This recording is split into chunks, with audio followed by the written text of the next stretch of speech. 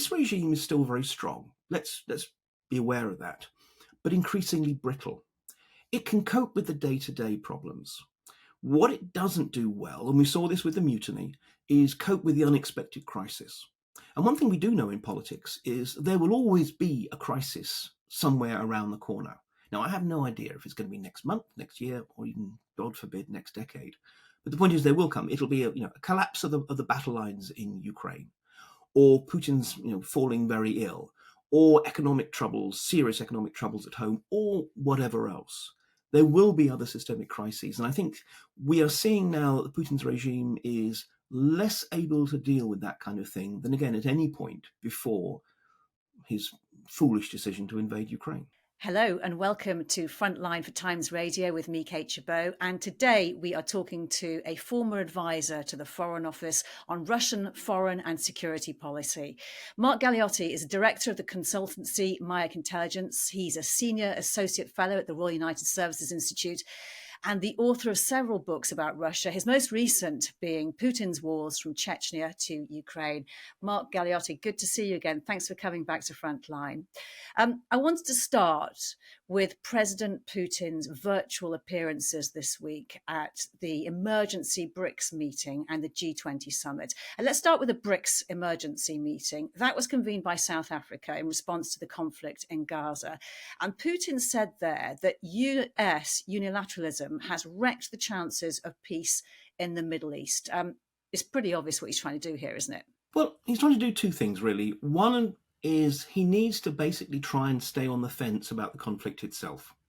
Because on the one hand, Russia has a fairly good relationship with Israel, or at least had one, and Putin himself has quite a strong one with Benjamin Netanyahu there.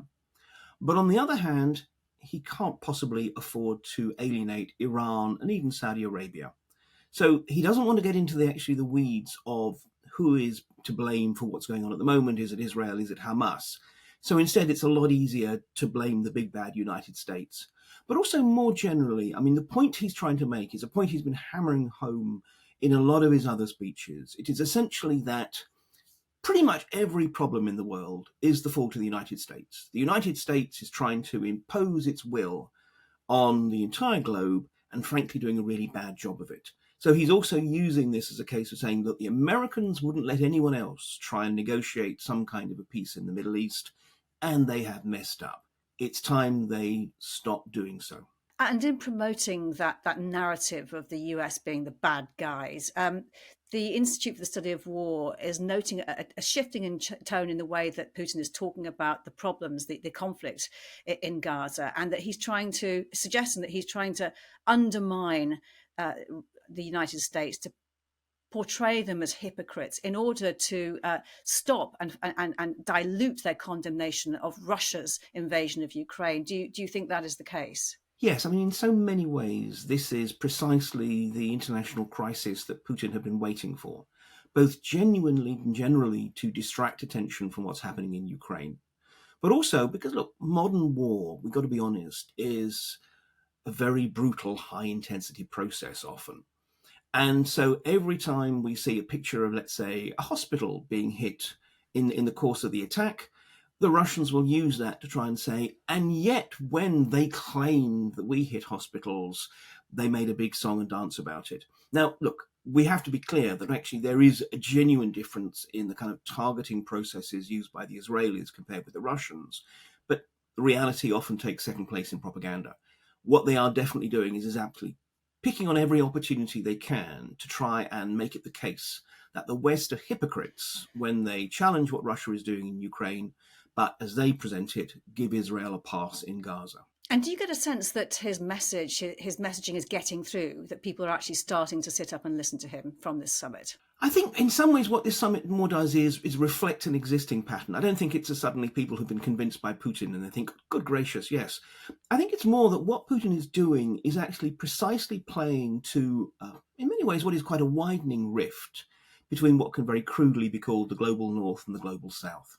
There's a lot of people in the global south who, frankly, have not been particularly interested in what's been going on in Ukraine, have been very unhappy at the fact that in some ways the West has dragged them in, by trying to put sanctions on Russian trade and such like. And they're sitting there thinking, well, we want to buy cheap Russian oil. We want to be able to buy cheap Russian cereals or whatever. And yet now the Americans are trying to tell us to stop. So there is actually a sense of a bit of pushback. And therefore, I think what Putin is doing is calibrating his message quite carefully to present Russia in this respect as, in some ways, the advocate of an anti-colonial movement for the 21st century.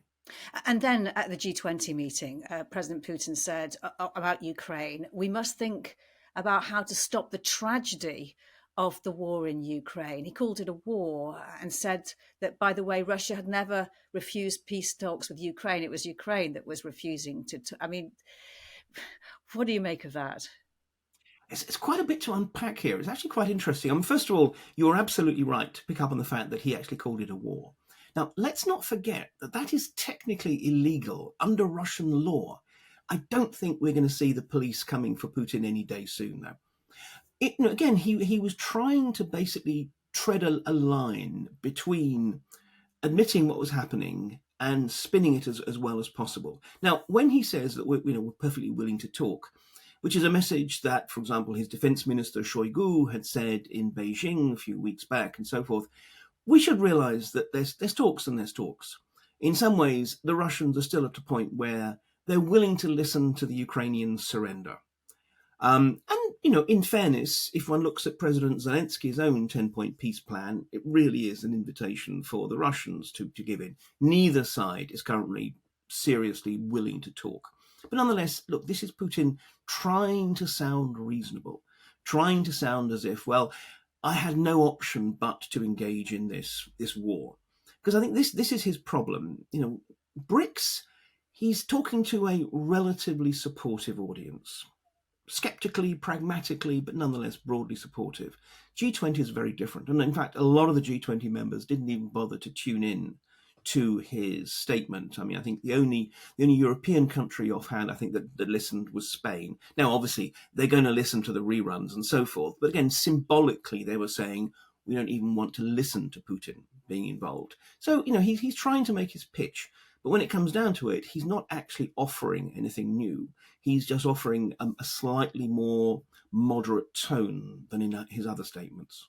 How much of this is all part of the trajectory by Russia of trying to seek closer cooperation with Iran, with North Korea, while trying to consolidate its influence in some African countries? What is his game plan? What is he trying to do geopolitically? Remember that as far as Putin is concerned, the war in Ukraine is not about Ukraine. It's actually about a much wider geopolitical struggle between Russia and the whole of the unified West, essentially run by the United States. Again, in the global South, he presents his invasion, obscenely enough, as an anti-colonial war. That basically Ukraine was being used by the Americans to try and force the Russians to bend the knee and Russia push back. Absolute nonsense, but nonetheless, particularly in countries whose experience of imperialism has been at the hands of the British or the French or the Belgians or the Germans or whoever, it's a little bit more compelling. But the interesting thing is this. None of this is actually winning him friends. Or to put it another way, Putin has as many friends as he can afford to buy. The North Koreans, they're providing ammunition, but they're not providing it as a gift. They're selling it to the Russians. The Chinese, they talk about friendship with no limits. But on the other hand, they're certainly not willing to get involved in direct confrontation with the West. They're not providing Putin with any direct military equipment or the like. And so it goes. Even Iran, which basically, because it's under sanctions, has least to lose, is happy to sell drones and missiles to the Russians. But again, it's selling them rather than giving them. What we're finding is that Russia can't really win friends. What Russia can do is mobilize a sort of a broad consortium of countries that have their own grudges and beefs and problems with the West and take fullest advantage of those. And how about his tactics at home? Has he had to change the narrative over the war in Ukraine, given the full-scale invasion? It really didn't yield the quick capitulation that he expected, and it now seems without end. How is he changing, or is he changing the way he's messaging at home? He certainly has changed. And I think this is it. It's essentially an attempt to try and spin it to the Russian people as well as this grand existential struggle. And, it was most evident at the Victory Day parade earlier this year, which is meant to be a moment of sort of national coming together and pride in victory in the Second World War and so forth. And his speech had nothing victorious about it. It was, coined a phrase, all about blood, toil, tears, and sweat. He was basically promising them that this was going to be a tough struggle and everyone had to come together. That's his message at the moment. And it's politically useful in some ways, because basically what it says is there's no more half measures. You're either a patriot or you're a traitor. You've better decide. But the point is, the evidence we have is that this is not really having much traction with the Russian people. Sure, they're not protesting because this is a brutal police state in which if you protest, you will be arrested and bad things will happen to you.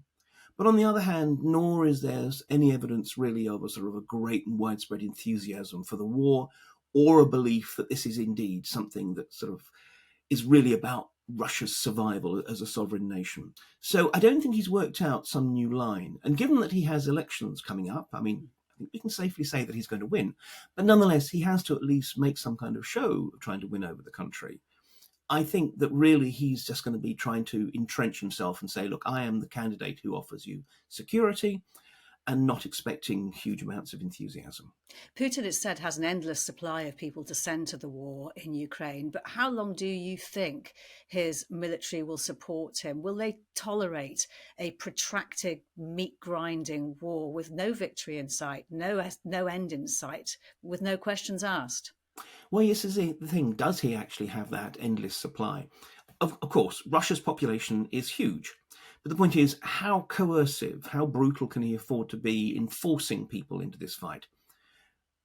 When back in last year, September, October, they launched a wave of mobilizations to actually call people who had done their national service back to the ranks, it was massively unpopular. For every one soldier they actually gained for the front, 2 to 3 young men, or middle-aged men in some cases, fled the country. And it's clear that actually Putin has realized that the more he does this kind of thing, the more of a public backlash he'll have. And although, yes, he's got a brutal police state, but even brutal police states ultimately can push their populations to the limit. So he's trying to avoid that. Now, at the moment, it seems to be that he can, because there's enough, frankly, impoverished Russians who are being offered a lot of money to go and fight, and even more money for their families if they die. And so in the outlying parts of the Russian Federation, where there aren't many economic opportunities, at the moment there's still a flow of people going there. That's not going to happen forever.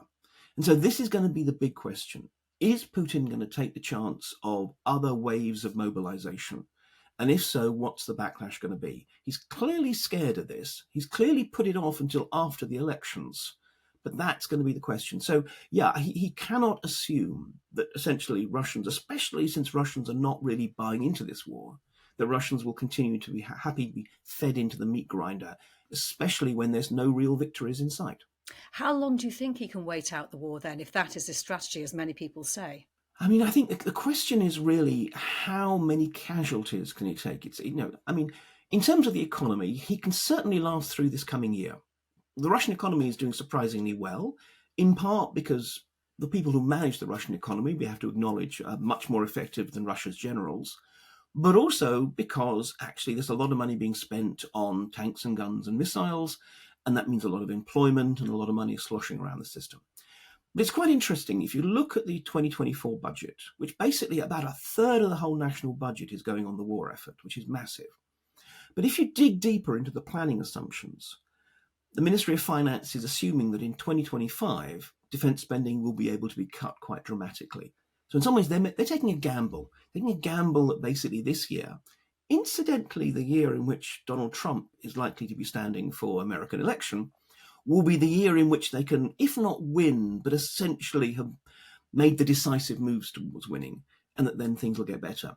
So I think both in terms of manpower and in terms of the economy, this coming year, Putin's okay. But then the real problems are likely to come in. So are you saying that the Russians are then gambling that the war will be over by 2025? Over or well on the way to being won. And of course, quite what over means, there's no clear sense of victory. I think Putin's assumptions that he could one day control all of Ukraine, I think he must, even Putin, must have realized that that's not going to happen. But something that he can call a victory, which probably means control of southeastern Ukraine and some kind of an ugly, harsh peace treaty with Ukraine that forces it to remain neutral. Something like that. I think the Russians are still hoping that they can pull out of this. Something you mentioned before about the numbers of casualties that the Russians are suffering. I mean, those numbers are very hard to establish for anybody, and the fact that that families are being offered, soldiers are being offered huge money to actually go and fight is an incentive, but at the same time, the compensation that you alluded to, I mean, for some families, they cannot even find out or establish that their loved ones who don't come back have died because they've just disappeared, and they're not getting the compensation. There seems to be a growing sense of demonstration against this, because we have had demonstrations this week against the treatment of soldiers, the fact that they're not rotating coming home. Do you think that is something that is going to build? Is that voice going to get stronger? Pretty much undoubtedly. Look, at the moment, the authorities are doing everything they can to prevent there being some kind of a movement. And that means a lot of, sleight of hand, precisely. People whose bodies have not been recovered are sort of down as missing in action or whatever. Or there's even been cases where people who are killed on the front line are actually put down as having deserted. But at the same time, you've also got the fact that, look, if there's one thing that Putin's Russia does very well, it's to be a brutal and authoritarian police state. So we are seeing, particularly the Federal Security Service, the FSB, which is the main sort of successor really to the old KGB, doing a lot of work trying to stop people from making a fuss. They have this process which they inherited from the Soviets of what sounds bizarre when it's translated, of what they call prophylactic chats, which is essentially where if you're starting to kick up a bit of a fuss, you'll be invited in for a conversation by some genial or not so genial captain, major or colonel in the FSB, who will just simply, talk to you a bit and, how are things going? I hear your kids planning on going to university and so forth. No explicit threats, but making it clear, we're onto you, we're watching you. And by mentioning, for example, your family, we could reach out and cause trouble for them. So things like that. And they can help keep the lid on for quite some time. Look, I did my doctorate back in the time of when we were looking at the Soviet war in Afghanistan, back at the very end of the Soviet era. And the thing that struck me was that in those days, the Soviet Union, the Soviet state, was able to keep the lid on what was happening in Afghanistan for several years. But of course, that was in the pre-internet age. Now things are moving so much more quickly. We're beginning to see precisely people being aware of, oh gosh, there's someone else in the next street also had a soldier who didn't come back from the war. Beginning to realize it's a critical mass, beginning to find ways of actually connecting with each other over social media and so forth, and beginning to, as you say, protest. And if we take the last point, this recent protest we saw in Moscow, as I understand it, Moscow Mayor Sobyanin, who's been treading a fine line, he needs to show that he's supportive of the state, but he's clearly not very happy with the war himself. He had the opportunity to close down the square on which they were meeting. Some suggestions were made. Well, basically, we just dig up the square, claim we're replacing paving stones or whatever. He didn't do that. He let the protest go ahead. So we're already beginning to see signs of people, even within the system, who are not going to encourage the protests, but don't necessarily want to get in front of them. It's interesting. And you mentioned earlier the presidential elections in Russia next year. Just wanted to ask you about this dramatic move ahead of those elections. This new candidate who's thrown his hat into the ring, issuing a statement of his intention to do so from jail. Can you tell us a bit more about this man, Igor Girkin? Who is he exactly? Igor Girkin is, a fascinating character for a war criminal. He is an ultranationalist. There's no question about that. And he's a man who has been involved in or associated with a whole variety of offences, as I said, up to and including war crimes. He went as a volunteer to support the Serbs during the Balkan Wars in the late 90s. He then served in the Second Chechen War, where again his unit was associated with some really quite terrible abuses of guerrillas and their supporters. So no one would necessarily say he's a nice guy, but he's exactly the kind of person who one would have thought would have been supportive of the state.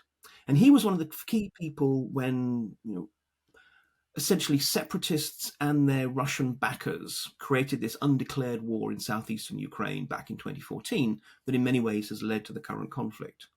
He was their defense minister for a while. He was behind the shooting down of an airliner, the MH17, which killed everyone on board. Now, again, there's no suggestion that he knew it was an airliner. They thought they were shooting down a Ukrainian plane, but that's no excuse. But the point is that increasingly he has become very critical of the Kremlin. Not because he had necessarily a problem with the invasion in the first place, but because he had a problem with just how damn badly it was being done. The incompetence, the amateurishness, the corruption that was evident. And for a long time, the Kremlin didn't really know what to do with him, because there's a lot of people, particularly within the security apparatus, who actually agree with him and think that in some ways he's a stand-up guy because he has been willing to go out there on the front lines and put himself in harm's way. He's not just some armchair general sitting back in Moscow. Eventually, after the mutiny by the Wagner mercenaries, I think the Kremlin decided he was just too dangerous and put him in prison. But the interesting thing is precisely even from in prison, waiting trial on extremism charges, he's still finding ways to needle the Kremlin. He's not going to get on the ticket for the presidential elections. There's no way the Kremlin will allow that. But the point is, this gives him that chance to once again reach out to Russians and say, basically, you might have thought that it was a choice between Putin and kind of airy-fairy pro-Western liberals.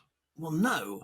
Actually, there are also people who are opposed to Putin, but who are also tough, muscular nationalists. And that's what really is a problem for Putin, because now he's facing opposition from both sides. And although the nationalists are fewer in number, to be blunt, they're much more highly represented amongst the guys with guns. So he wants to unite patriotic forces against Putin. How much of a following does he have? It's very hard to tell, to be honest. Again, we can't really rely on opinion polls and the like. I mean, his following is, as I said, small. I mean, we're talking probably hundreds of thousands rather than millions. But as I say, I mean, on the whole, they come from current and former members of the security apparatus, the people on whom Putin needs to rely, certain number of people within the military. But also what's really interesting is we actually recently saw a situation in which one of those high-profile leftist opposition figures in Russia, a man by the name of Leonid Razvozhayev, who himself has done time in prison on trumped-up political charges, but actually saying, look, you know, Strelkov, Girkin, I mean, he goes by the sort of codename Strelkov, you know, this guy Girkin, he's not one of us, but he is genuinely opposed to the kleptocrats, the thieves in the Kremlin. So in some ways, he ought to be given his chance. So you've got this weird alliance of the, I wouldn't say extreme left, but certainly the left and extreme right, who are kind of in a bizarre alliance because they're all opposed to Putin. And why would he do this from prison? I mean, he knows he has no chance of getting on the ballot paper. What does, I mean, you talk about him wanting to undermine Putin, but I mean, he must know that his life expectancy is pretty short by doing that. I mean, look, it's very hard to put yourself in the head of a war criminal. I mean, I think that the honest answer is this is a guy who I think genuinely believes the things he believes. He is angry. He feels that Russia has been stolen by people who wrap themselves in the Russian flag, but essentially are just interested in themselves, in their yachts and in their palaces and such like, who are basically driving Russia closer and closer to, if I can mix my metaphors, a cliff edge. And I think from his point of view, what has he really got to lose? I mean, this is a guy who precisely has been in war zones time and time again, has volunteered for war zones. I think he sees that he's in really just another war zone. And this alliance, this weird alliance that you talk about between the left and the right, this fragmentation of the relationship between nationalists, the Russian Ministry of Defense and the Kremlin, do you think this could be the start of something that poses a real risk to Vladimir Putin? Look, my view is that if Putin is ever ousted, if it's not that he dies in office or whatever, it's not going to come from the streets and it's not going to come from the liberals. I mean, the liberals have been basically, they're either behind bars or they've been pushed out of the country. The streets are still heavily, basically controlled. It's going to come from a coup from within his own system. Now, I'm not suggesting for a moment that we're anywhere near there yet, but we are beginning to see the signs that even the people who once upon a time were Putin's most fervent supporters, and even look, people I knew, ever since June of last year, I've been barred from Russia. But when I could, I travelled there a lot, and I often tried to talk to the people who Western scholars don't usually talk to, precisely these unpleasant figures within the apparatus of the security machine. And, I knew that even then there were people who once upon a time were fervent Putinists, but really feel that, he's let them down. And I think this is accelerating. And we saw this with the Wagner mutiny, in which you didn't get many troops joining the mutiny. But what you also saw was a huge majority of the security apparatus and the army were not willing to try and stop it either. They just kind of looked the other way and decided, well, we'll just wait and see what happens. If that was a vote of confidence in Putin, on the whole, they abstained. And that's, I think, a really important change. It's one thing that, Putin's been in power directly and indirectly for 23 years. And really, until about the last year or so, we could say that if all else failed, he had the security apparatus behind him. We're beginning to reach a point where that might not be true. So is it just a matter of time then? Well, all authoritarian regimes fall. That's the kind of the comfort of history. But I mean, what I think we're in a position is, look, this regime is still very strong. Let's be aware of that, but increasingly brittle. It can cope with the day-to-day problems. What it doesn't do well, and we saw this with the mutiny, is cope with the unexpected crisis. And one thing we do know in politics is there will always be a crisis somewhere around the corner. Now, I have no idea if it's going to be next month, next year, or even, God forbid, next decade. But the point is, there will come. It'll be a collapse of the battle lines in Ukraine, or Putin's falling very ill, or economic troubles, serious economic troubles at home, or whatever else. There will be other systemic crises. And I think we are seeing now that Putin's regime is less able to deal with that kind of thing than, again, at any point before his foolish decision to invade Ukraine. We can't ignore the anniversaries of the Orange and Maidan revolutions in Ukraine this week, marked with international visits by the US Defense Secretary and the German Defense Minister, both saying they will commit more money to supporting Ukraine. Both of these uprisings, attempts to break away from the Russian influence and interference in Ukraine. And again, at the G20 summit, Putin says people who are shocked at the war in Ukraine should be instead shocked by what he described as a bloody revolution back then, which led to Ukraine turning against its own peoples. It's a very convenient rewriting of history, isn't it? Yes, I mean, Putin has always tried to present the Revolution of Dignity, the Maidan, as not just a coup, but actually a Western coup. I mean, the number of times he has alluded to the fact that essentially this was created by the CIA, or indeed actually MI6. It's worth noting the degree to which we always play a role in these things as being sort of somehow behind all the misfortunes that befall Russia. As far as he's concerned, essentially, this was not a natural and organic rising within Ukraine itself against a thoroughly corrupt government, which was also trying to deny them the opportunity of getting closer to the West. No, as far as he's concerned, this was all some kind of plot to effectively steal Ukraine from Russia's rightful sphere of influence. Because this is the thing, Putin still does not really believe Ukraine is a country. He doesn't believe the Ukrainians are a people. And, he's written lengthy, tedious essays about this. And so his point of view, Ukraine's only real place in the world is as part of Russia's sphere of influence. And anyone who tries to do that, do anything against that, is essentially going against the natural order. So it's politically convenient for him to rewrite history that way, but I think it also reflects what he genuinely believes, however wrongly. And do you think the Russian public believe what he says as well? Do they actually buy this version of history? It's a difficult one to answer. On the one hand, look, I think most Russians do see Ukrainians as kind of part of the same family. In a way, the question is, no one's quite sure if it's brother or cousin. There clearly is kinship. And let's be honest, it's true. I mean, the Ukrainian and Russian peoples have been intertwined over centuries of common history. And as a result, you might say, if they're told that essentially the West is trying to steal Ukraine, there is a natural pushback.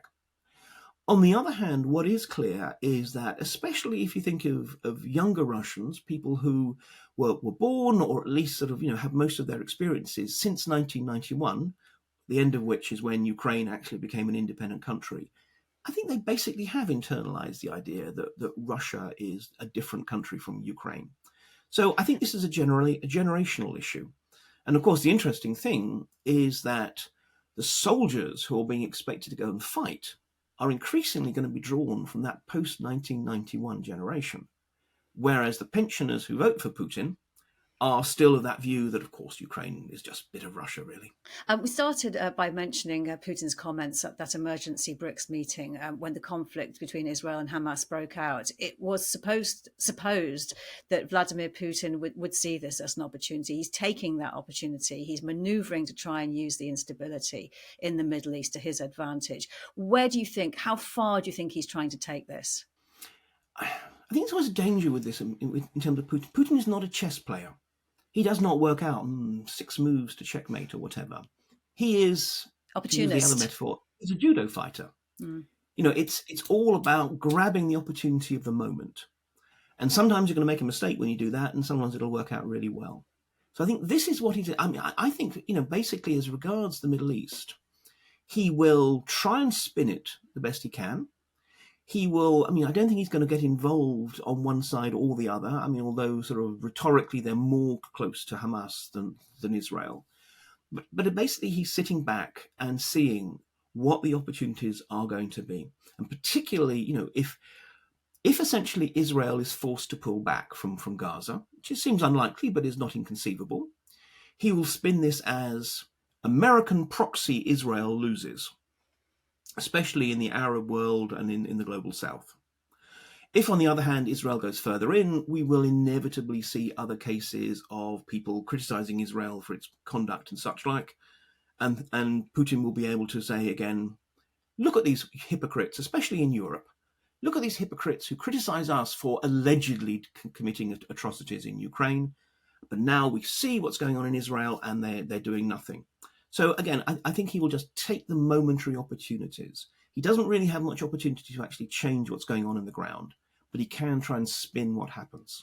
So just briefly, to conclude, Mark, how do you think the next year will look? What events can we expect in Russia? We've got the presidential election coming, obviously. What do you think will be the events that will unfold that we should look out for? The 2 key things is, one is see if the economy manages to avoid overheating. Inflation is high, interest rates are high. And the second one is the elections. Yes, of course, Putin's going to win, but they're going to have to rig them a lot to get the result they want. Is there going to be a popular backlash from that? So that's what I'm watching next. You've been watching Frontline for Times Radio with me, Kate Chabot. You can subscribe now to support us or listen to Times Radio or go to thetimes.co.uk. My thanks to today's producers, Morgan Burdick, and to Louis Sykes, and to you for watching. Bye-bye for now.